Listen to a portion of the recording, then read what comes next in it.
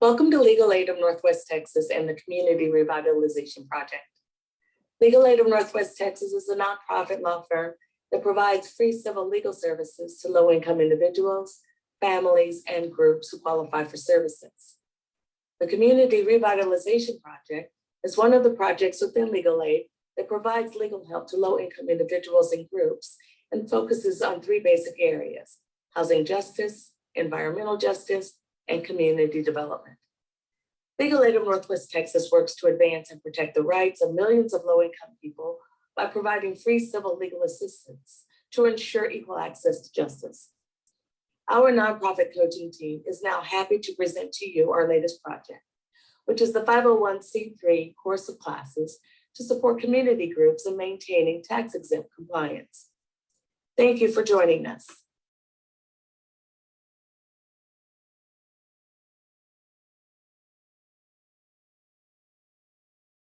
So tonight we're going to talk about program development, and in particular, sort of the different steps and how it's important to have an internal strategy to put those steps in motion.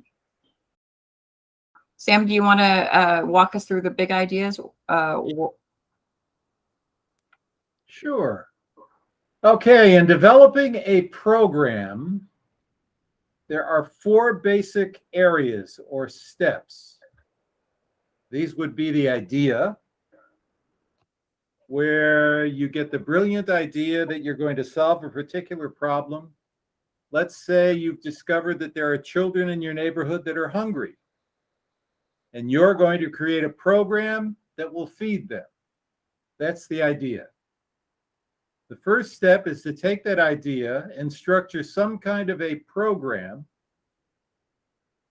that will essentially address the idea. Then you find resources that you need in order to make your program structure work. And finally, you have to market the program so that the people that you're serving will know that the program exists and they'll come to you or you'll go to them so that you can serve them. And B, so that you can find a way to generate enough resources to continue the program. So first, we have the idea. There is a need. What is our need? Our need is hungry children. The challenge is, how do we find a way to feed hungry children? The solution is we figure out how to get our hands on food that we can then provide to the children to satisfy the need.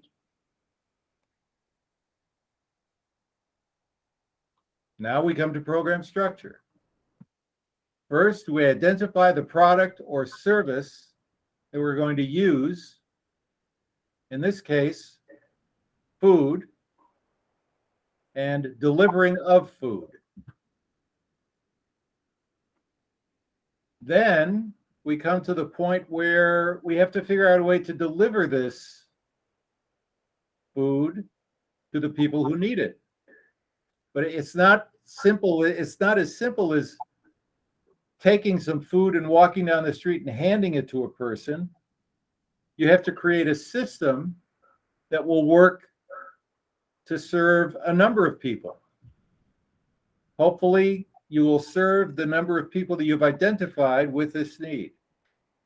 And finally, we create the products and or services that our system will deliver.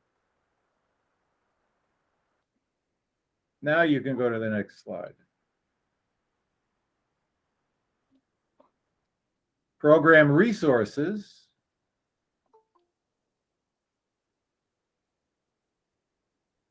Nope. And I thought I had problems. You identify where you'll get the food from and who will help you get the food. That's identifying sources and people. Then you develop strategies to acquire the food and to recruit the people that you need to deliver it. And finally, you go through the process of actually acquiring the food and the people. Then once you have the people and the food, you go back to your system for delivering the food to the hungry children, and you've completed the circle.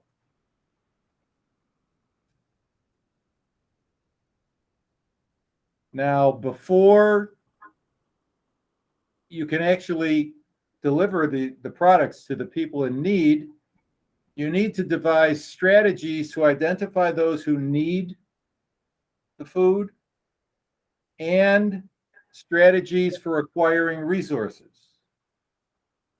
Then you sit down and figure out what kinds of tools do you need in order to implement these strategies, and how many people do you need to use these tools to implement these strategies. Finally, you actually take the tools and the people, you apply the strategies, and you implement your marketing plan so that you're now recruiting people, you're acquiring food, and you're acquiring other resources so that your program will keep sustaining itself. Now, a SWOT analysis identifies strengths, weaknesses, opportunities, and threats to your program. So the first thing you would do is you would sit down and, let's say you want to identify 3 of each. What are 3 strengths of the project that you've created?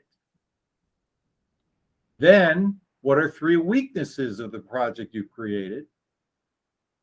Third, what are the opportunities that are presented by this project? And finally, what are the threats that might prevent you from either succeeding, or threats that will affect various aspects of your project? That will give you a SWOT analysis.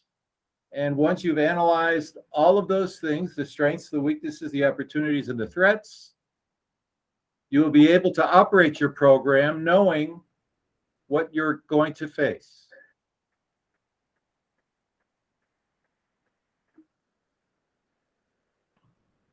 Any project has to have 3 elements to it: a business plan, organizational development, and finally services. The initial phase is developing a business plan. Once you've developed the initial plan, you have to go out and secure funding to make the thing work. And securing funding it's not in a particular moment in time, you secure a certain amount of money and then you go out and implement your plan.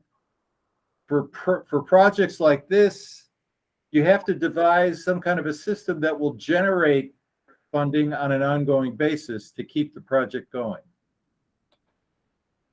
While you're developing your business plan, you have to begin building an organization that will deliver the products and services that you've identified you want to deliver, and at the same time will also generate the funding that you need to keep the project going. At a certain point in the initial phase, you develop a schedule where you will launch. Initially, you will start by securing a facility to store food, securing enough food to initially operate your program, securing the number of people that you need to initially implement the program. Then you start the program, and then you move to phase 2, which would be expanding the program to include more aspects of it. Let's say initially you start the program by securing food, organizing your facility, and securing enough funding to keep the thing going initially. Then Phase 2 is you begin handing out food. And finally, phase 3 is you open the program up to the entire community.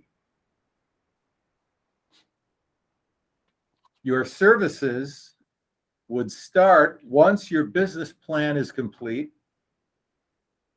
as your organization is developing, and once you have started securing funding to operate your project.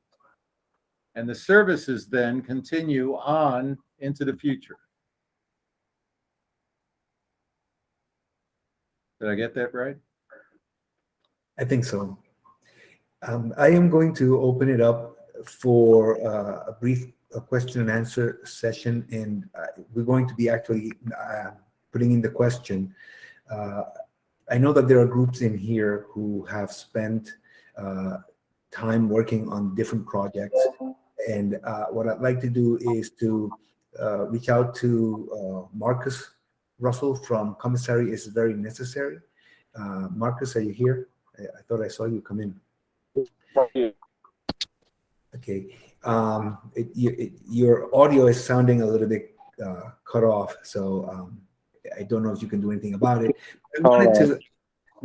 Let me do a little prefix by saying I called you because at Legal Aid, when you first came to us with your request, I noticed that you had a starting program. You were working on one program, and then 3 years later, you have developed 3 main programs. And I'd like for you to speak about the transition from, as Sam was talking about, what problem were you trying to fix? What resources did you have to tap into? How have you been able to manage it through all this time?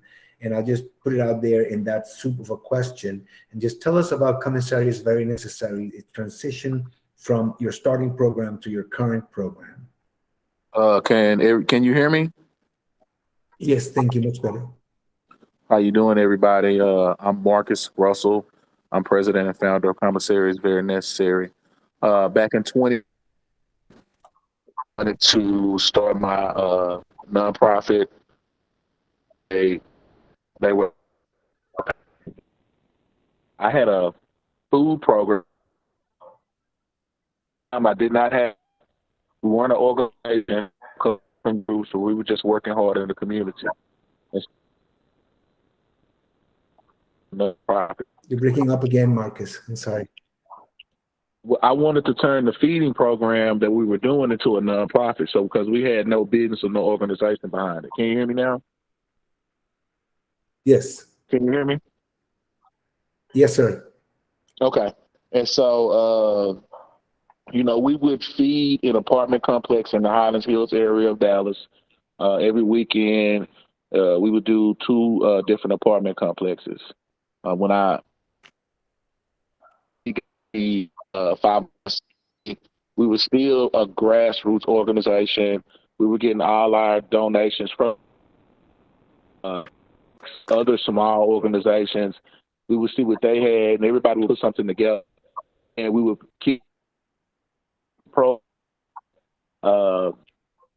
that and through marketing the food program. The North Texas Food Bank saw us on Facebook, and so they reached out to us during the pandemic, and they said they wanted to create an MOU contract, and we wouldn't have to pay any money for the food. And so North Texas Food Bank started delivering food to our apartment complexes, and it just, made our food program more solidified. And to this day, we still have a MOU with the North Texas Food Bank 3 years later, and we still don't pay anything for the food. But through that program, we were able to create other programs. And so during the pandemic, we said we weren't just going to feed food. So we included a health fair in the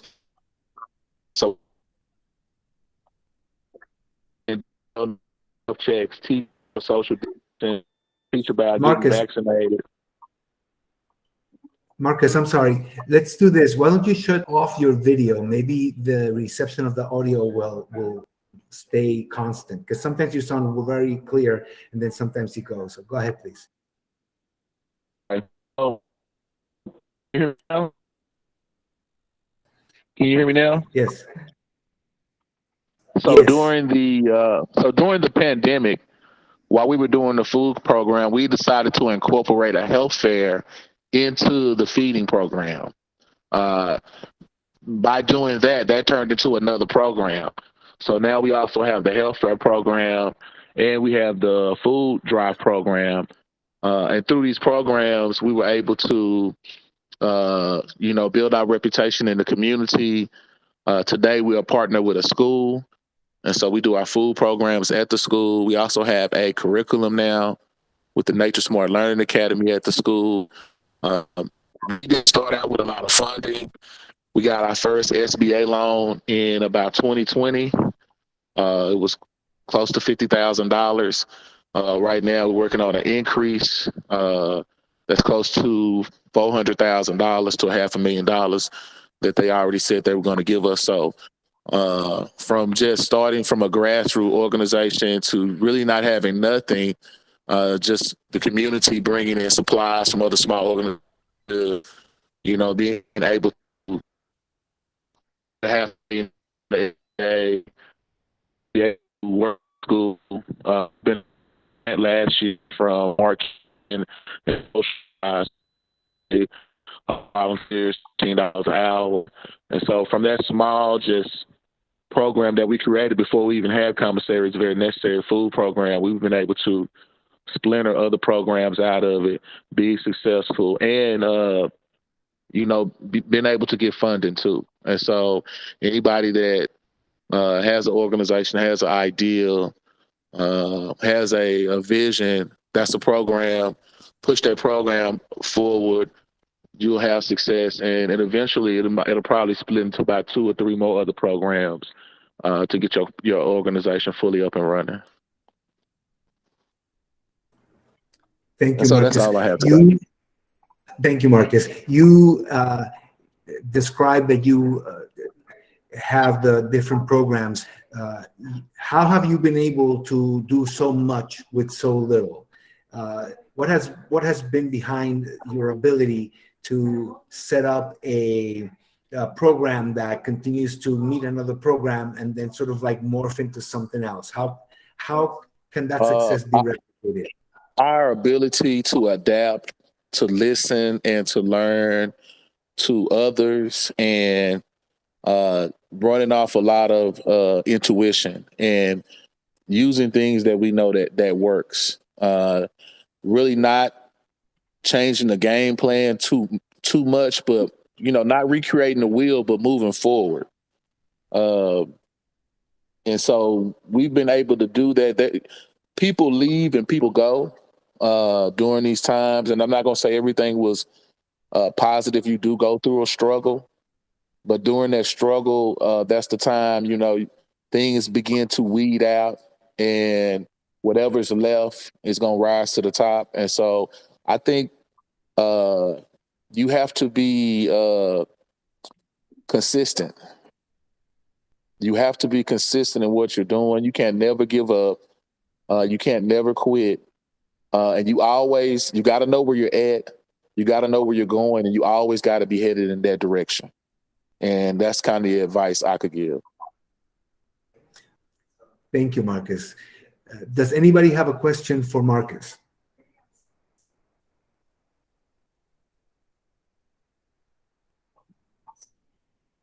Okay, we'll take that as a no for now.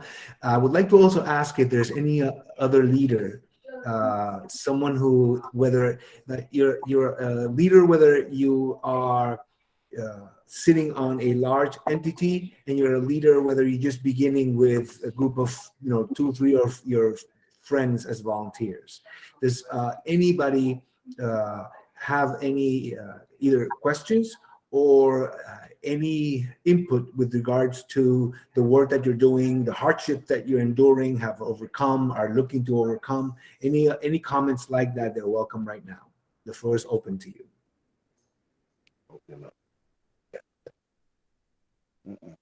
I've been around. Well, Well, a comment that I'd like. I don't know if we have looked at the news today, but there's violence that was in Buffalo and also violence here. The 14 people plus one teacher got killed. 14 children got killed, and plus one grown up got killed. Teacher got killed. Um, these programs that we're developing, we have to develop these programs um, to where they're going to help out in society. And this is very much needed right now. The violence that's going on in our society is getting pretty rough. It really is. So I've done violent behavior awareness and substance abuse awareness with the self defense program, a 501c3. So these programs here that you have is helping me to relive what I've learned in 6 years with Mr. Willie Raw, who was a professor at Syracuse University. His daughter, she had a master's degree also in it, so they taught me a lot. But the years of not doing these things because of other things that came about, you lose some. But I'm beginning to relive, touching some good points here. Um, that I've relived, and I've also been through the challenges and things of that nature of an organization. As Marcus was saying, it's not an easy task, but if you don't give up, you got to keep going at it. You know, uh, I've saved people from drinking, drugging, from violent behavior awareness and substance abuse awareness, uh, and the martial arts program. So it does work. But what we got to do is get it back on the road and uh, help out in society as community activists, just as well as all others. You know, so I'm happy to be here. Thank you. Abdullah, I just want to let everybody know that you speak about a self-defense program, which is much needed. Anytime that you are able to bring something into the community where the young people are going to have something physical to do, that it's positive, it's always a good thing. I have seen very successful 501c3 program on boxing in the middle of a very of a city where there was really nothing to do up in Massachusetts. But this one boxing program just called all the youth, and they were very inclusive. I know they went through their processes as we're discussing, because nothing that is worth having comes cheap. And sometimes it's difficult, because if it was simple, everybody would be doing it. So thank you for all that you all are doing to help others, because it could be for children. I believe Rose is here. Rose Brazil is the leader of Hope for Kids Foundation. And I've also seen her. I've known her for as long as I've known Marcus, and I've seen the process that she's gone through from a beginning nonprofit to a nonprofit that is moving along and just getting its board engaged. It's getting the programming moving forward. So Rose, are you here? Yes, I'm here. Do you want to share something about your process, your driving? Yes, and it's raining, so I really can't talk. Let's thank you. Be safe. We'll talk later. Next time.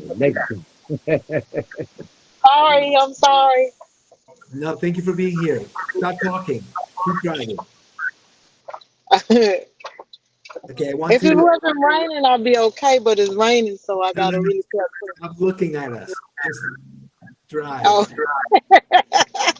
Okay, so anybody else that has any comment or any story?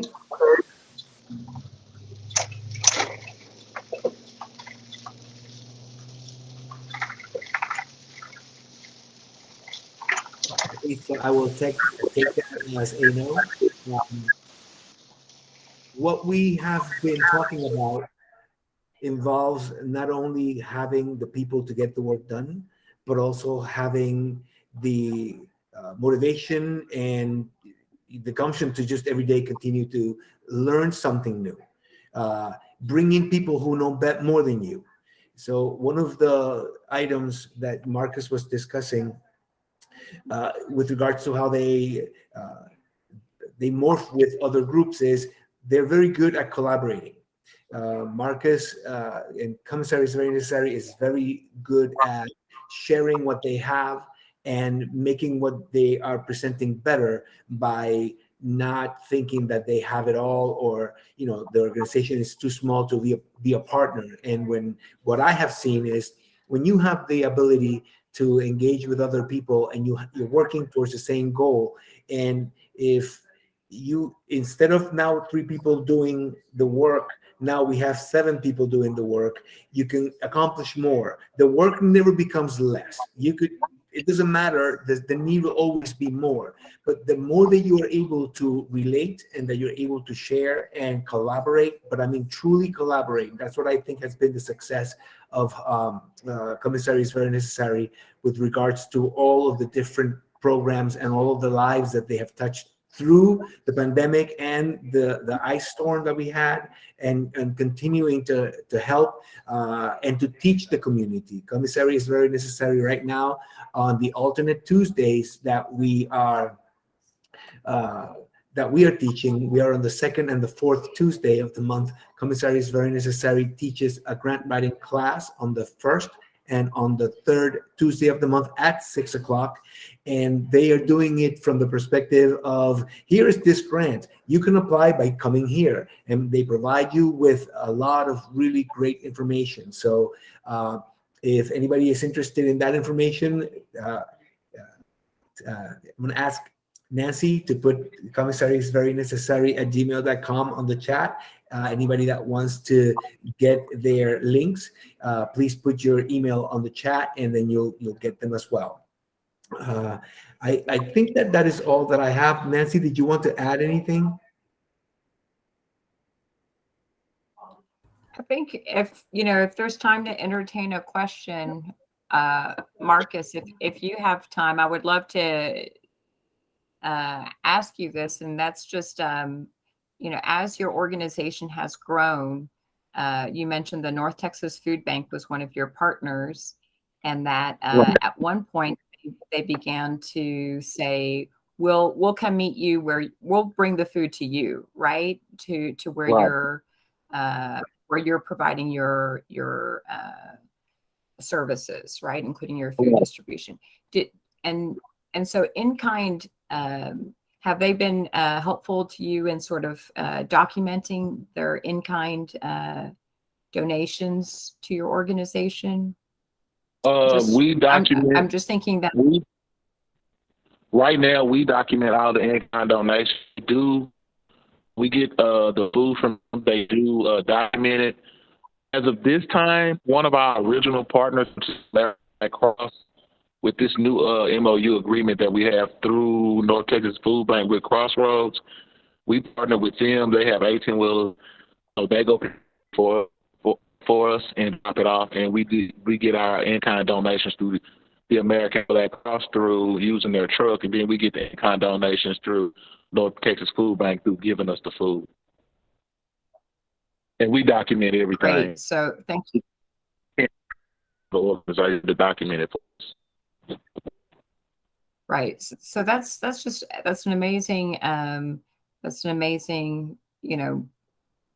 period of development. And part of that is, like you're saying, having those strong partnerships, strong partners with sometimes groups that have those resources. And Sam was describing about bringing the tools and the people together here. The food here is one of the products or kind of key pieces, and then you're able to show that growth. So I just want to, thank you for describing that. In terms of big pictures, I think one of the big messages is just, this idea of having an internal strategy and that it's iterative, or that you're developing it based on sometimes new partnerships, right? So Crossroads, they have an 18-wheeler you were mentioning, right? And so they were able to be an excellent partner to kind of fill that gap, right? An additional partner for your food distribution at different apartment buildings in Highland Hills, right? Well, I think Can you hear me? I think that's I want to say now yes. we do our food drives at school that we partner with. So we give the high school students the opportunity to get community service hours because they need that for scholarships and to graduate. It all turns them into a community activist. So, by the time they graduate high school, they fed 10, 20,000 people. And I really, truly believe that affects you later on in life as an adult when you look back and you say, you know what, I was doing this as a child. I want to continue doing this because this is how it's been a part of my life. And so these are the things that CIVN is focusing on the children. Great. And so is that the main place where you have the food distribution now? Not so much the apartment complexes, but more a youth focus and at the school facility? Yes, ma'am. And Okay. we still do some at elderly living centers, but we're focusing mainly at the school right now.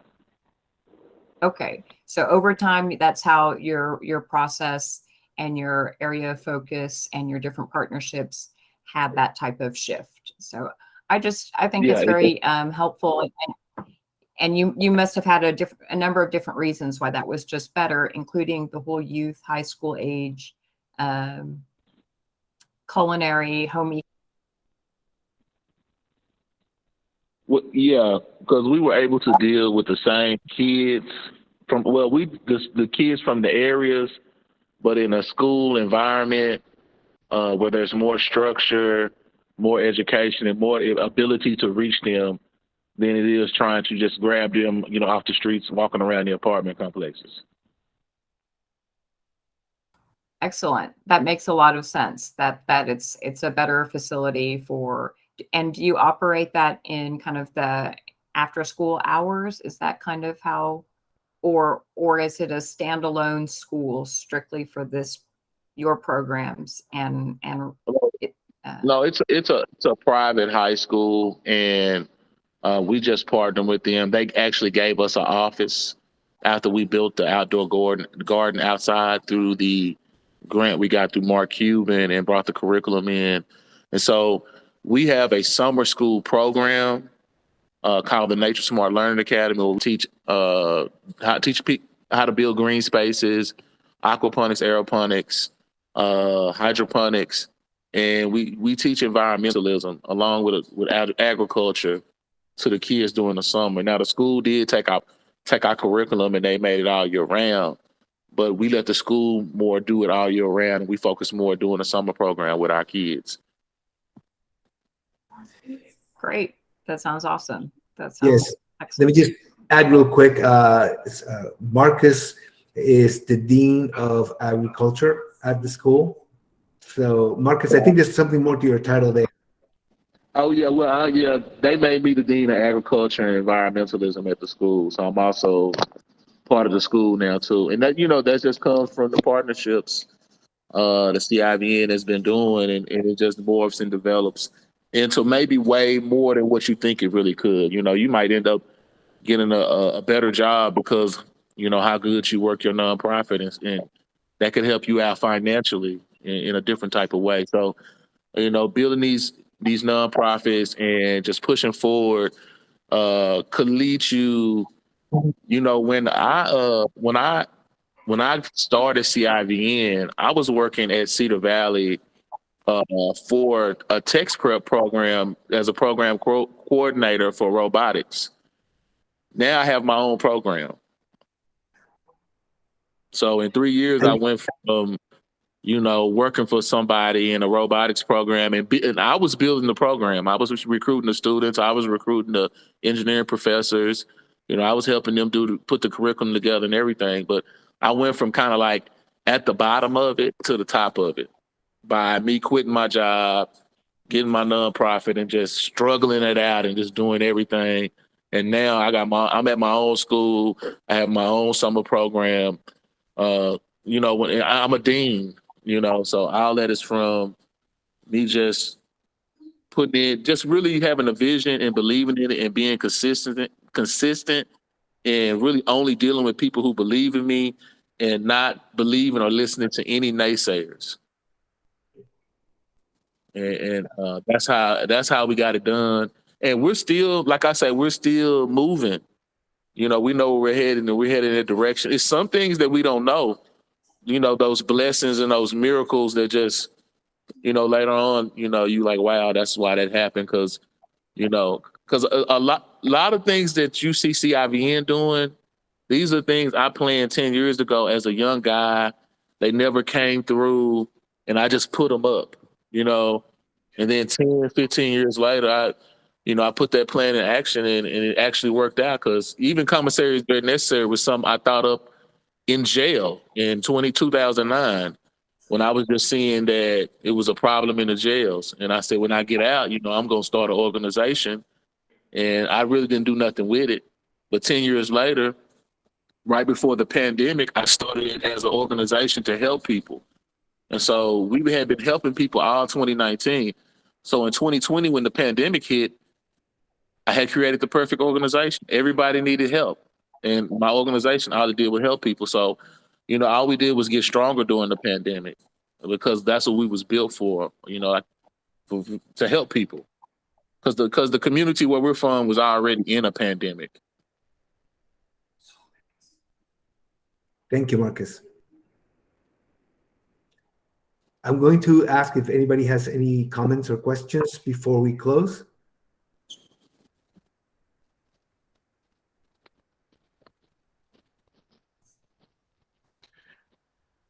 The chat is clear, but if everyone can sign, if y'all can sign in with your organization and email address, that'd be really helpful to us. Thank you. Thank you, Marcus. So I just want to show our last slide. This is the people who are coming together to teach you what we know with regards to nonprofit. Is the nonprofit coaching team, and we work at legal aid in different capacities.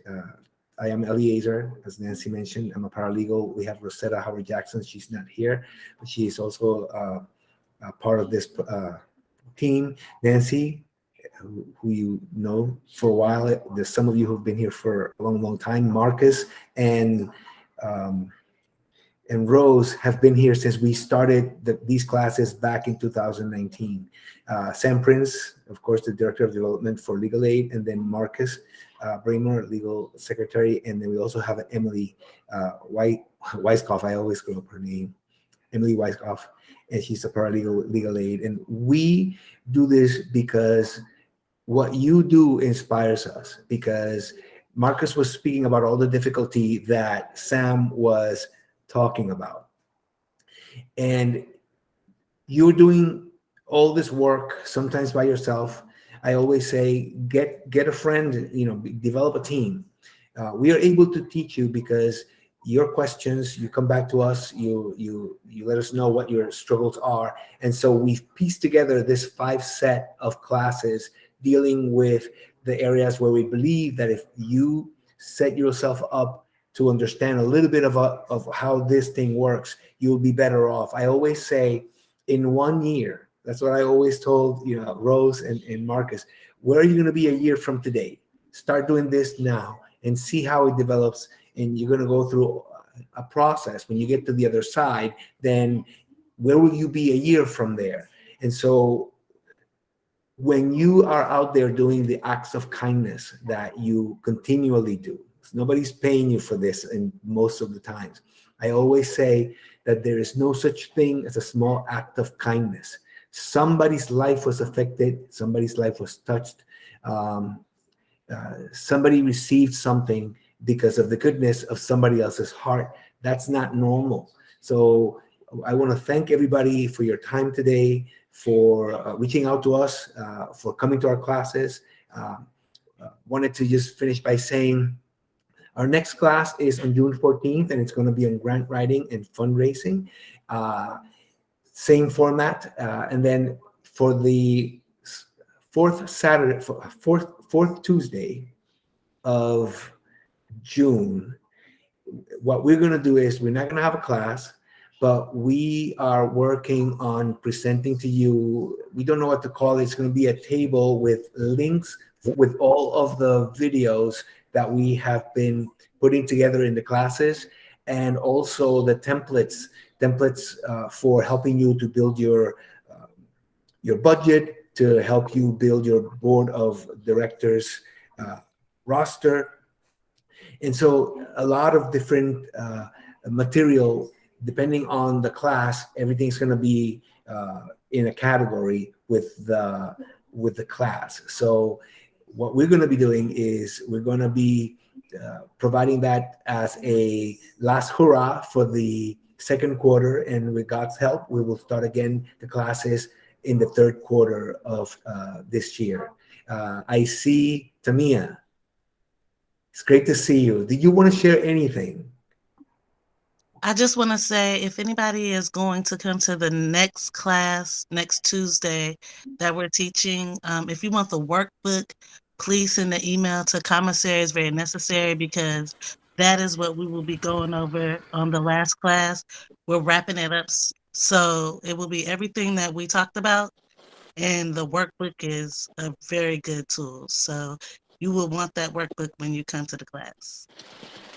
Thank you. I want to just let everybody know Tamia is the person that is spearheading this really great grant writing class. I've never been to a better one. And I'm not just saying that because she paid me to say it.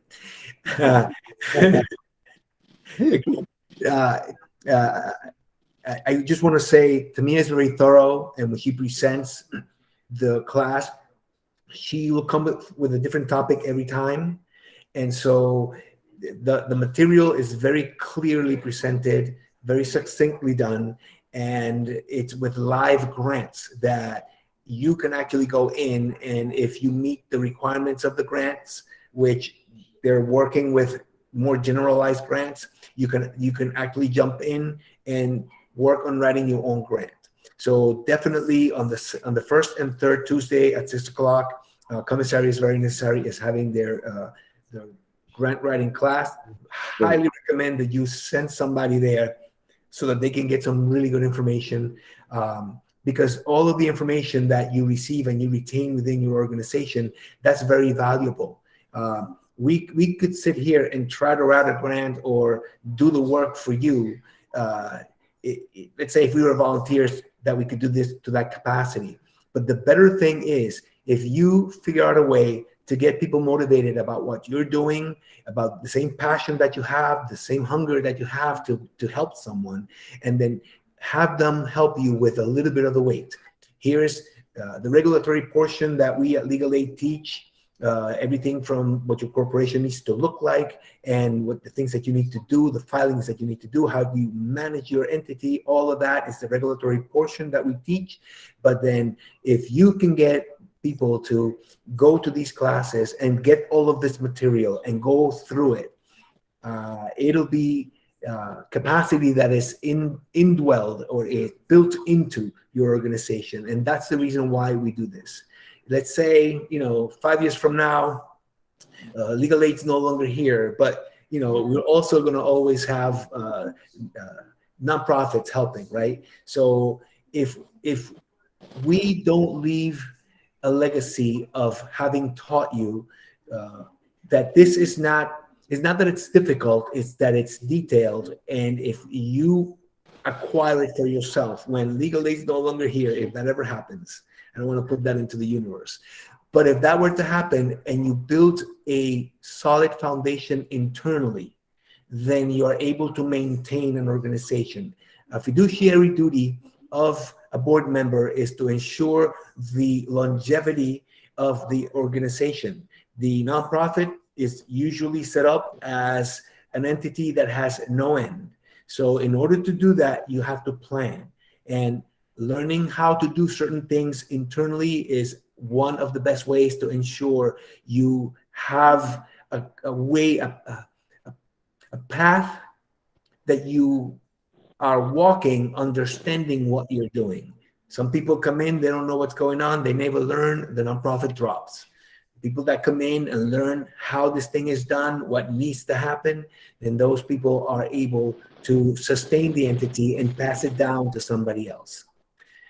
That's all I'm going to say today. I do know that there's a raised hand. Ms. Lyons, do you have a question?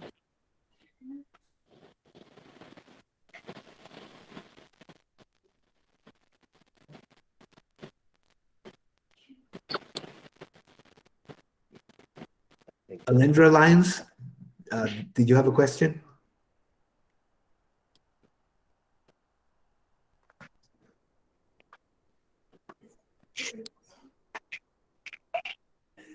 Where do you hit the raise your hand? Yeah, I see your I see your hand up. So if you need to ask something, this is your opportunity. Okay, I think she had dropped off. Miss Lyons, can you hear me?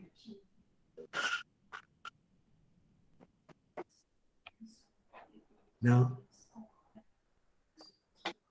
Okay, Abdullah, while Miss Linda Lyons' system sets itself up, did you have a question as well?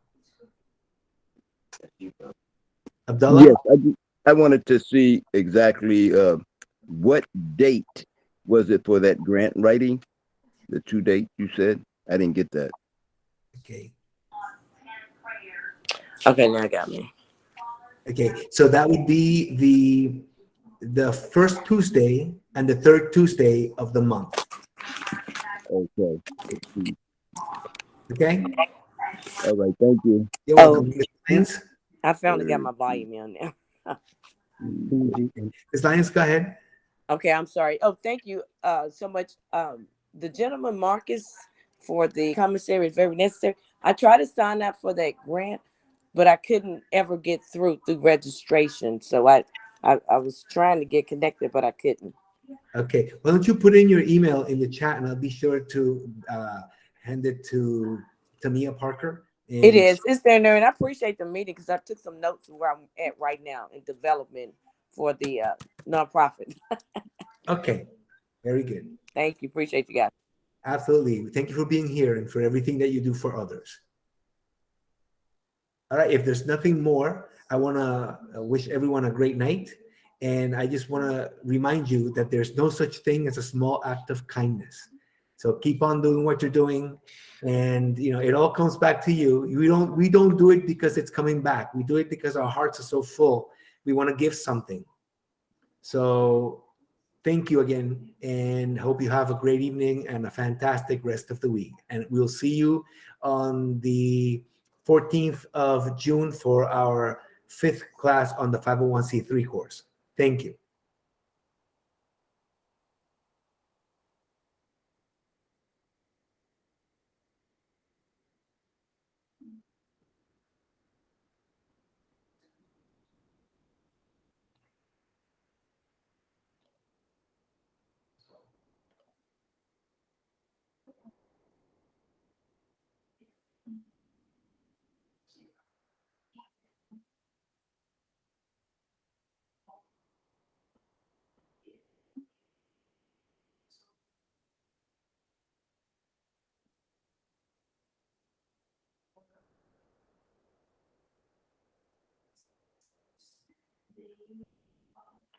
Marcus, I wanted to ask you, were you able to note the names of the attendees?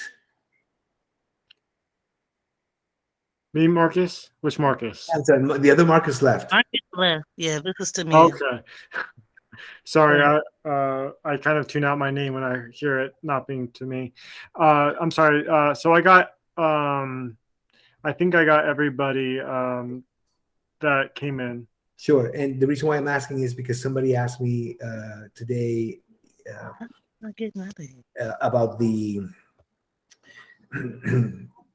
attending the class. So I want to make sure that it's difficult because it's online and it's just, somebody can use somebody else's phone and then there you go. But I just wanted to keep track of the people that are here. I know Abdullah has been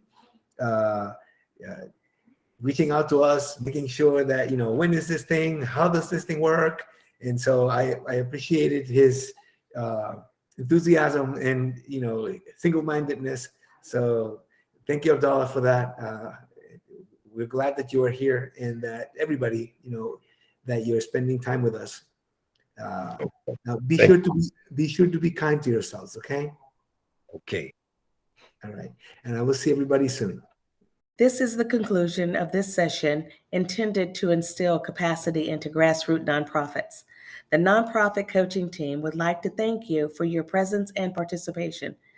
We look forward to sharing with you in our next class.